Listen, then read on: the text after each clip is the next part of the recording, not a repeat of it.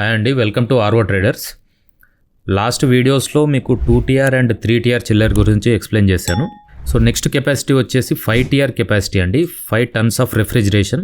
So last వీడియోస్లో చెప్పినట్టు మీకు 2TRలో around 330 to 350 litres output water వస్తుంది.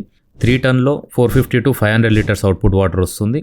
5 టన్లో వచ్చేసి మీకు 900 to 1000 litres per hour output water అనేది వస్తుంది. సో ఇప్పుడు చెప్పిన అవుట్పుట్ వాటర్ మీకు 16 degrees టెంపరేచర్లో వస్తుందండి. ఇన్ కేస్ మీరు టెంపరేచర్ కనుక పెంచుకుంటే లైక్ 18 degrees 20 degrees ఆ రేంజ్లో పెట్టుకుంటే మీకు అవుట్పుట్ వాటర్ అనేది కొద్దిగా పెరుగుతుంది. అలాగే టెంపరేచర్ తగ్గించుకుంటే అవుట్పుట్ వాటర్ అనేది తగ్గుతుంది ఏ చిల్లర్లో అయినా కూడా. సో 5TR చిల్లర్కి వచ్చేసి మీకు 3 phase పవర్ రిక్వైర్మెంట్ ఉంటుందండి. ఇది సింగిల్ ఫేజ్లో అవైలబుల్లో ఉండదు. దీని ప్రైస్ వచ్చేసి మీకు హోల్సేల్ మార్కెట్లో 1 lakh to 1,10,000 మధ్యలో అవైలబుల్లో ఉంటుంది. రీటైల్ మార్కెట్లో వచ్చేసి మీకు 125, 130, 140 వరకు కూడా అమ్ముతుంటారు. సో దీనిపైన నేను లాస్ట్ వీడియోలో చెప్పినట్టుగా మీకు బ్లూ స్టార్ కానీ ఇంకా వేరే కంపెనీ స్టిక్కర్స్ కానీ వేస్తుంటారు. ఇది కంప్లీట్గా అసెంబుల్డ్ పీస్ అండి. బ్లూ స్టార్ స్టిక్కర్ చూసి మీరు బ్లూ స్టార్ కంపెనీ అనుకొని మోసపోవద్దు. సో ఈ మిషనరీ వచ్చేసి 2000 LPH ఆర్ 4000 LPH వాళ్ళకి సూటబుల్ అండి.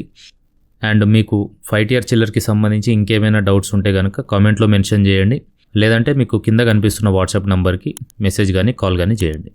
ఛానల్ని ఇంకా సబ్స్క్రైబ్ చేసుకోకపోతే చేసుకోండి. Thank you for watching.